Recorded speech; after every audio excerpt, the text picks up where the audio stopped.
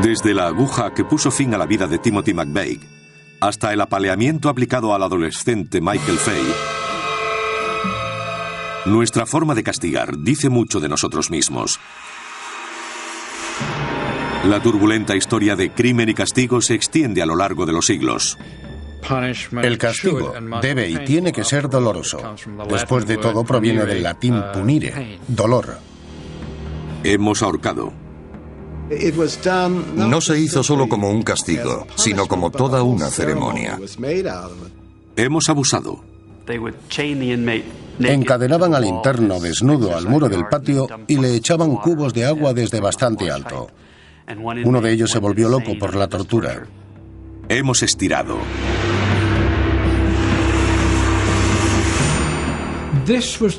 Esta era la belleza ilícita del instrumento. No mataba, destruía la moral.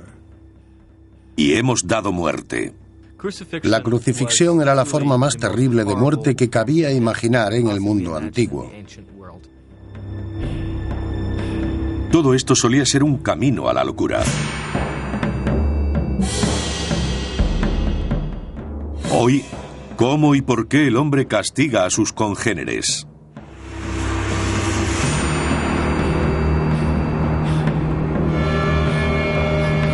Castigos crueles e insólitos.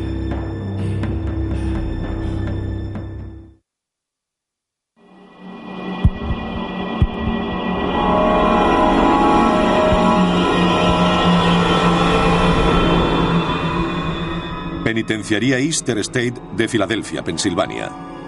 Abierta en 1820, fue aclamada como gran logro para el recién reformado sistema penitenciario norteamericano. Paul Eisenhower es un experto en la historia de este penal. Los reformadores del siglo XVIII vieron el hacinamiento como el gran problema de las cárceles. Pensaron que si lograban mantener separados a los internos no se corromperían y se podrían reformar en las instituciones. Separarlos se convirtió en la idea clave de la reforma. La Easter fue tan revolucionaria porque hacía del castigo algo privado en vez del espectáculo público que llevaba siendo durante miles de años. El enfoque de Easter sobre el confinamiento en solitario y el tiempo como castigo surgió del deseo de encontrar una forma más humana de tratar a los delincuentes.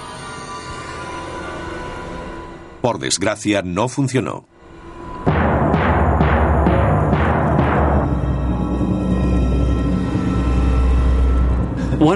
Una de las lecciones que deberíamos aprender de Easter es que las intenciones de los reformadores no equivalen a resultados. Easter se suponía que debía ser una institución más humana, en la que se pudiera reformar y tratar a los internos, pero en vez de ello los torturaban y los volvían locos. La prisión Easter State cerró en 1971, pero sus ruinas siguen en pie como recordatorio de que las intenciones de los hombres, a pesar de nobles, a menudo han sido trágicamente ilusorias. Lawrence Friedman es profesor de Derecho de la Universidad de Stanford y autor de Crime and Punishment in American History. Hay unas cuantas razones muy sencillas de por qué castigamos. Una es la disuasión, para intentar enseñar una lección a otra persona. Otra razón, que muchos podrían considerar ilegítima, pero que me parece la más popular, es que la gente exige justicia. Si se ha hecho algo mal, hay que sufrir por ello. El debate actual sobre el castigo corporal violento saltó a los titulares cuando Michael Fay fue detenido mientras destrozaba coches en Singapur en 1994.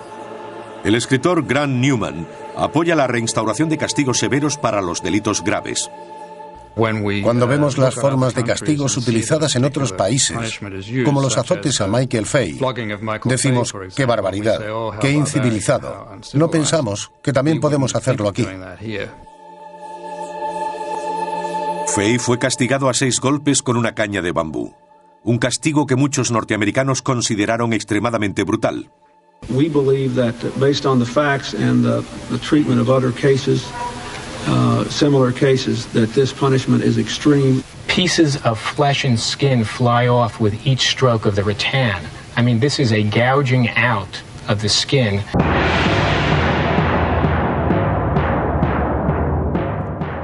Para comprender nuestra lucha actual contra el crimen y el castigo, antes debemos regresar a un mundo violento, donde no se hacía distinción entre castigo y tortura. En el 400 de nuestra era, los romanos intentaban acabar con la joven religión cristiana. En parte, sus grandiosos y sangrientos espectáculos fueron creados no solo para entretener, sino para enviar un fuerte mensaje político. La escritora Karen Farrington explica el punto débil de la antigua Roma. En vez de utilizar a un esclavo que podía tener otro uso o un valor diferente, empleaban a cristianos. De ese modo, enviaban un mensaje a los espectadores. Miles de personas se sentían atraídas por ver lo que le sucedería al que se convirtiera al cristianismo. La salvaje brutalidad del ataque de los leones a los indefensos cristianos era una lección efectiva, pero a menudo, afortunadamente, corta. Así que las autoridades romanas inventaron modos de tortura más prolongados, como la crucifixión, en la que la agonía se prolongaba días en vez de minutos. Hoy estamos tan acostumbrados a la imagen de Cristo en la cruz que nos hemos vuelto insensibles al verdadero horror de ser crucificado. El profesor Darius Rejali de la Universidad Reed, en Oregón, enseña el impacto de la violencia en nuestra cultura. Lo que hace de ella una forma horrible de morir es que a medida que ceden las manos, se produce mayor presión en el pecho, provocando la sensación de aplastamiento. Para aliviar ese dolor, uno se sostiene por los clavos. Entonces ceden los pies y el cuerpo cae. Este proceso continúa durante días. No cesa hasta la muerte.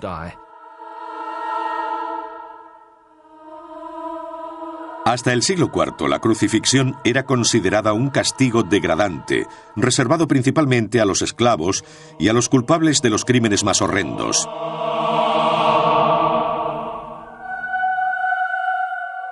Por supuesto, era muy extraño para los romanos pensar que un dios fuese crucificado.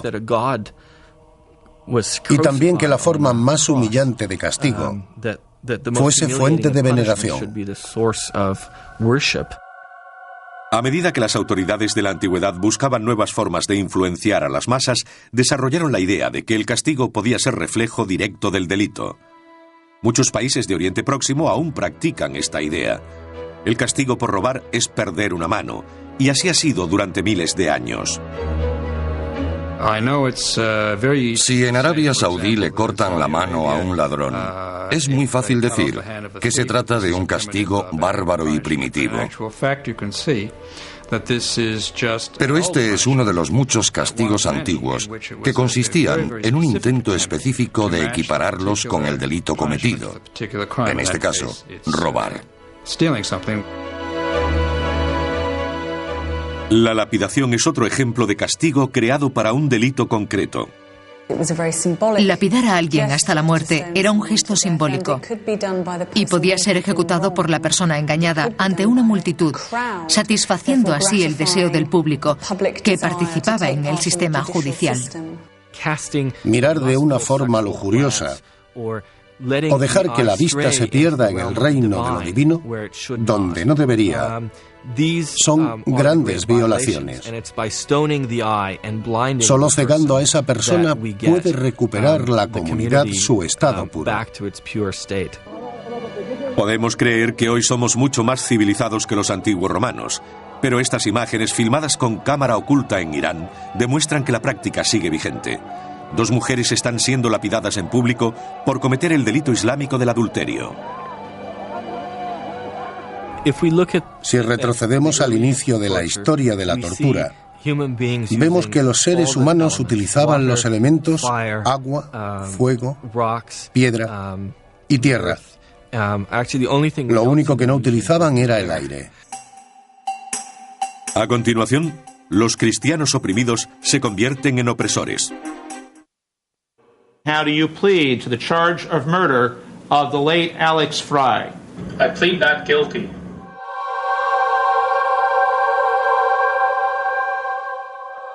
Según nuestro sistema judicial, somos inocentes hasta que se demuestre lo contrario. En la Europa del siglo XII era exactamente al revés. En el mundo medieval, todas las facetas de la vida giraban en torno al poder de Dios. Por eso, Solo Dios tenía la responsabilidad de decidir sobre la culpabilidad o la inocencia.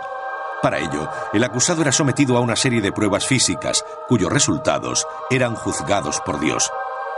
Este sistema de justicia era conocido como juicio de Dios. Una de estas pruebas consistía en atar al acusado y arrojarlo al agua. Una persona era lanzada al agua.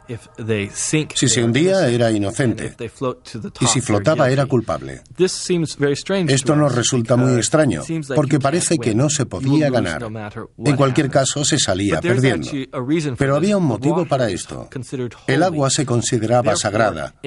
Por lo tanto, no aceptaba a la persona culpable, sino que la rechazaba, haciéndole flotar. Esta trastocada visión de la justicia difiere mucho de los tecnificados tribunales estadounidenses actuales.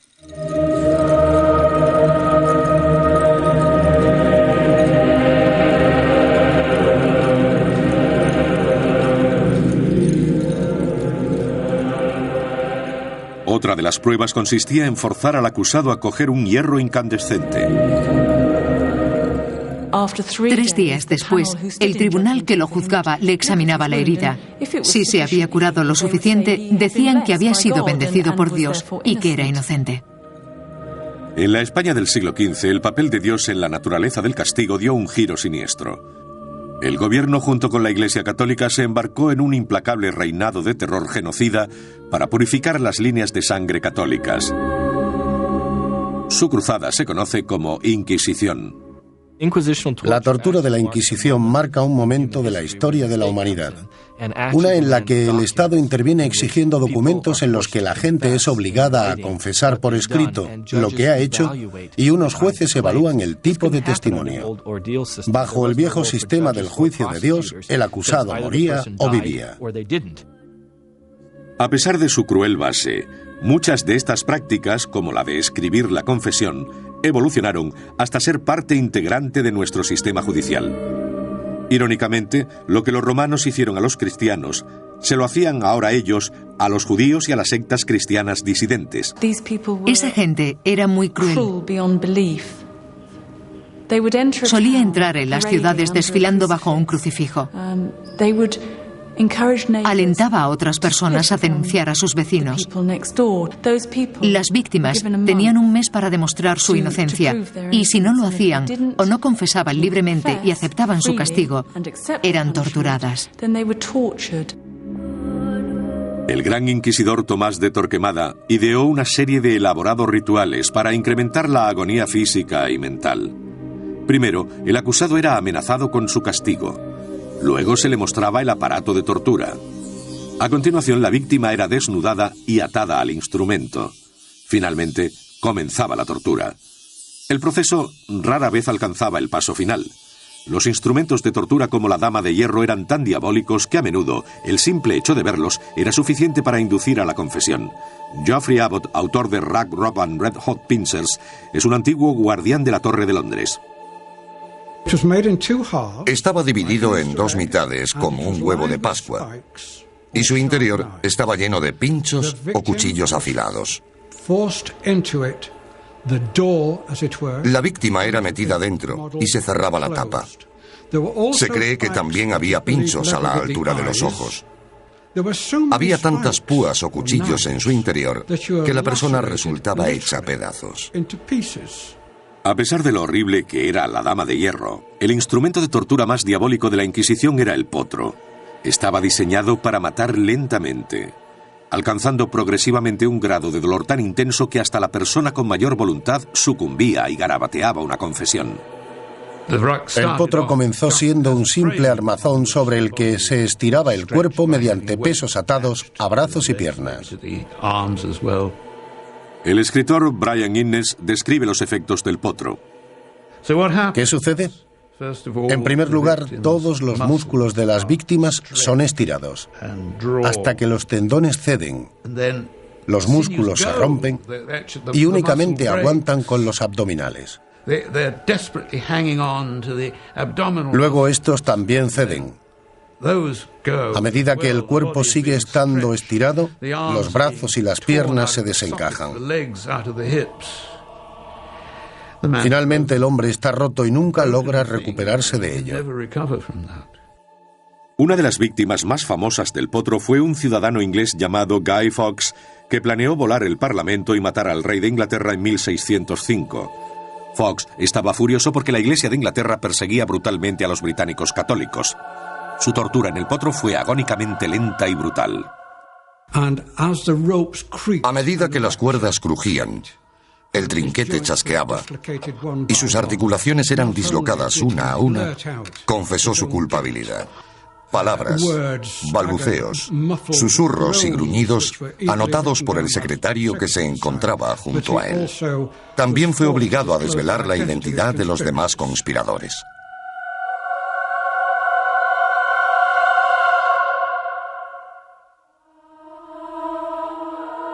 Las firmas de Fawkes, antes y después, son un escalofriante testimonio de los horrores del potro. La Inquisición no acabó oficialmente en España hasta 1834, más de 350 años después de su inicio. A continuación, los puritanos desarrollan su propia forma de castigo.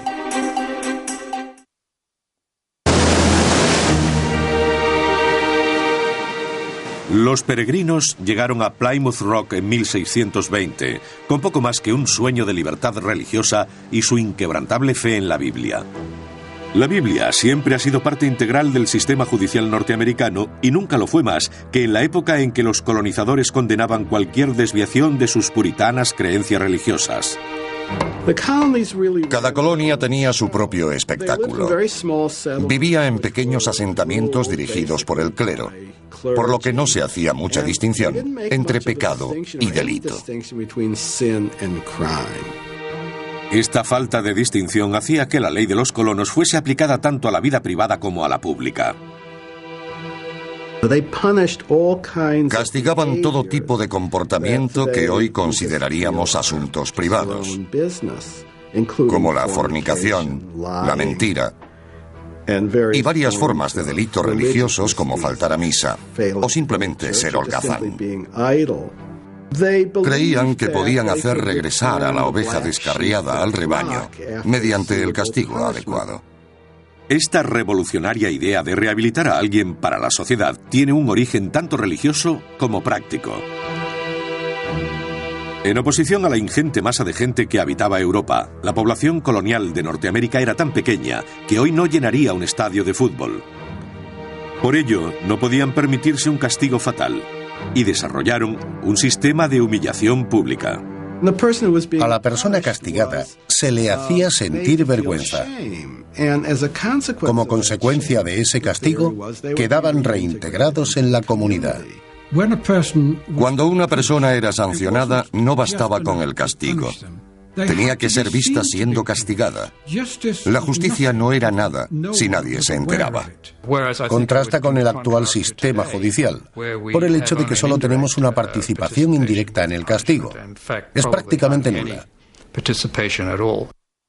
En Williamsburg, Virginia, aún puede verse el método de castigo más efectivo de los primeros colonos: la picota. Importada de Inglaterra, el delincuente era colocado en ella con las manos y la cabeza atrapadas en un cepo de madera.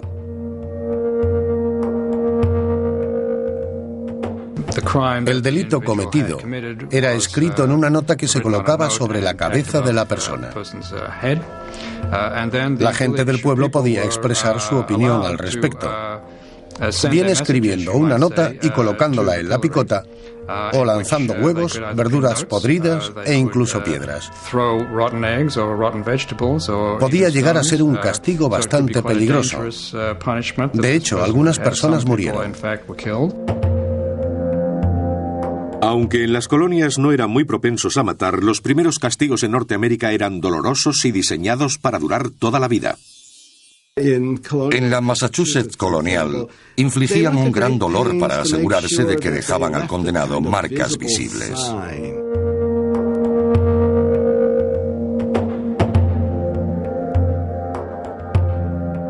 El castigo de marcar a hierro es un excelente ejemplo.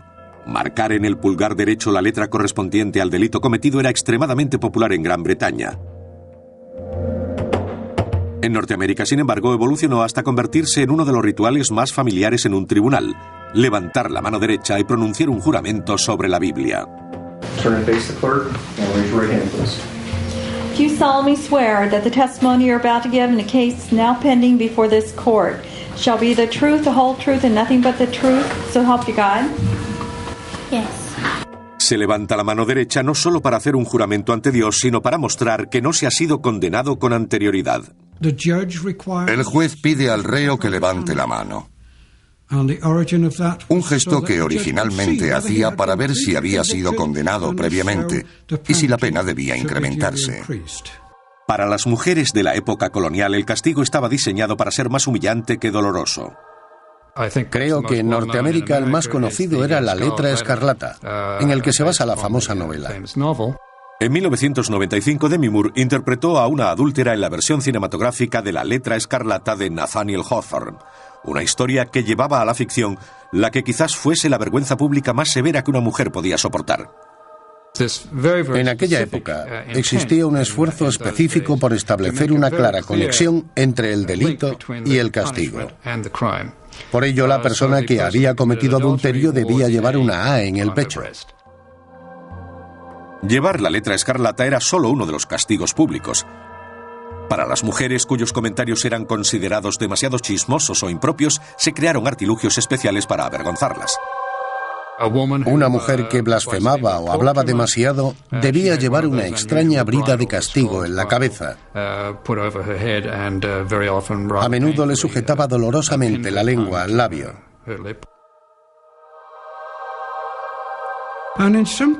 En algunos casos, la brida tenía una campanita que quedaba sobre la cabeza.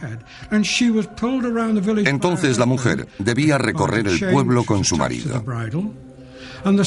El sonido de la campana avisaba a los vecinos que salían a sus puertas a saludarla a su paso. La brida fue un castigo bastante popular hasta el siglo XIX. La silla de inmersión era otro de los castigos para aquellas mujeres que importunaban o hablaban demasiado. La víctima era atada a una silla que se colgaba sobre el agua. Entonces era sumergida en el río o el estanque local.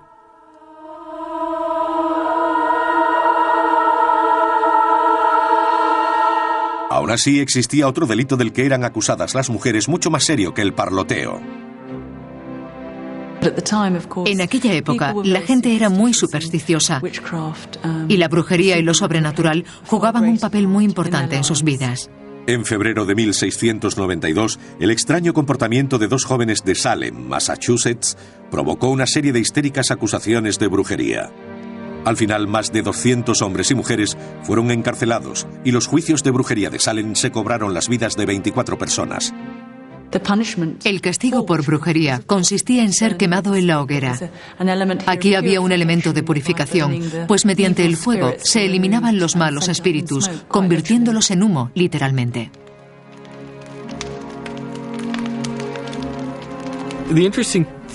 Lo más interesante de los dos universos simbólicos respecto a la sociedad purificadora y el hecho de enviar a la gente al infierno es que sigue siendo un tema asentado en la historia occidental del castigo, desde la quema de brujas hasta la de cruces en iglesias y comunidades sureñas.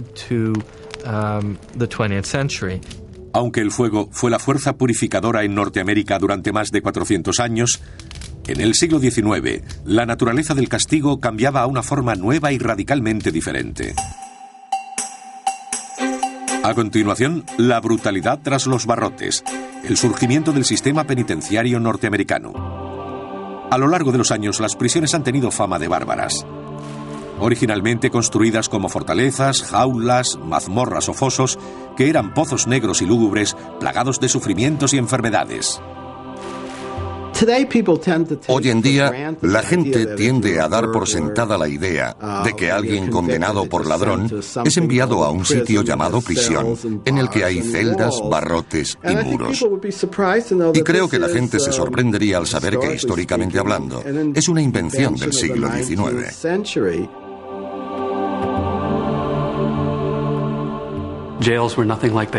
Las cárceles eran lugares donde la gente era retenida hasta ser sometida a juicio o condenada.